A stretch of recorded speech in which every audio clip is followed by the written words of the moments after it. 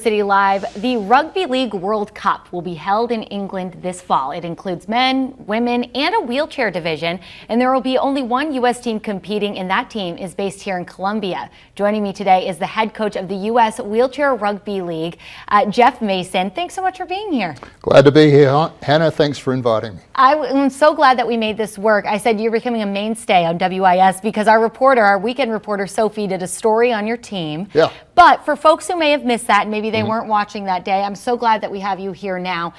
A remarkable story of what you've been able to do. Tell us about how you started this league and the significance really of it.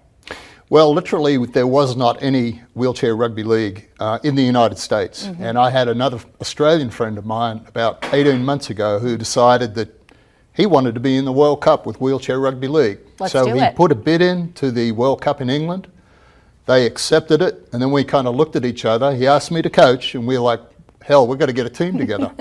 So over the last 18 months, we've had numerous practices and tryouts, and the team is mostly Southeast players based, but it's been a remarkable story to see these athletes in action. To see people come together. Now you have this finalized team. I think you said you got the final team on August 1st, right? Yes, we did. So how have practices been going? How do you think the team looks? Like, what are your chances here?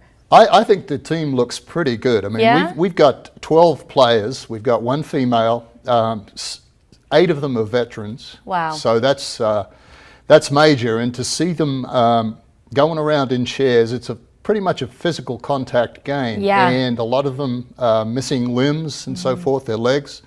But to see the passion and the energy and the drive that they have, and even though we're going to be in at the first World Cup, we're totally unranked internationally, but we think we're going to give it a pretty good shake. I think you are too. Yeah, we feel like we've got a real chance to possibly at least make the semifinals. I don't think we'll win the thing, but I think we'll sure as hell give it a good shake. But man, for your first appearance there, if you were able to make it that far, I mean, just getting there in general is huge. And I know it's taking place this fall, so you have a little longer to practice. But I really want to get, before we get back to the team, just a little bit about your personal history with the sport of rugby. For those at home, it's an Australian accent. So you came from Australia, and I know you've played your entire life. But tell me a little bit more about your history with the sport.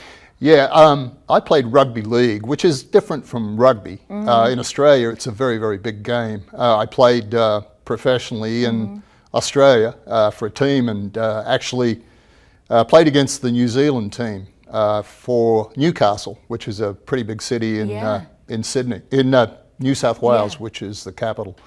And I came over here, and there wasn't any rugby league, so I actually played club rugby for University of South Carolina. I got a master's degree, and then I played club rugby, and I eventually then coached the USC club rugby team for about 18 years. Wow.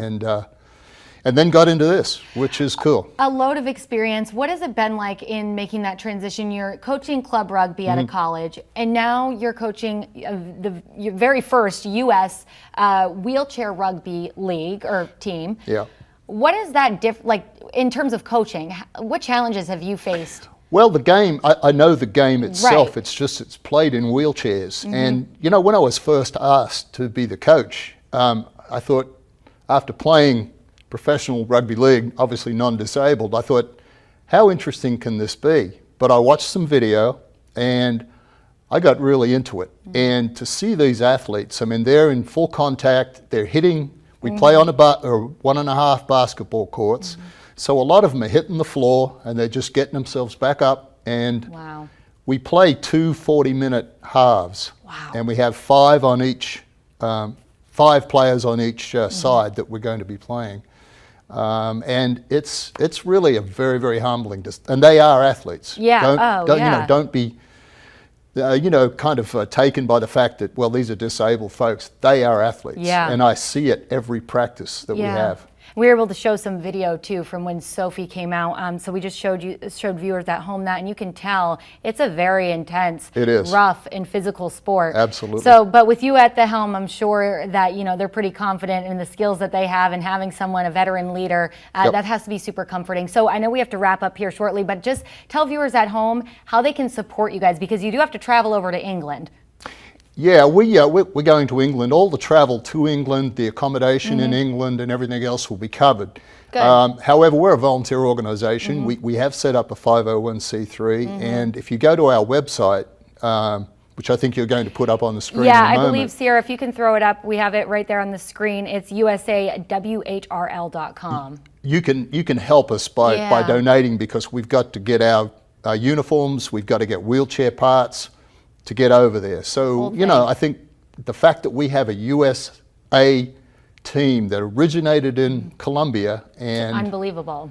we're going to represent the country in October and November against France and Scotland and Wales and Australia and England, I think is a pretty compelling story. It's a very compelling story, and I can tell your passion behind it. So thank you for reaching out to us in the first place. I'm so glad we were having you on. And please keep us updated as you head over there. Absolutely. So we can share with viewers how you're doing. I'd love to- Semi-finals bound. Love to do that. Yes. Finals bound. Finals bound. Jeff, thank you so much for Thank being you, here. Hannah. I appreciate it. We have much more Soda City Live, and I will have that information on WISTV.com just if you want the link there, but much more Soda City Live coming up in just a couple minutes.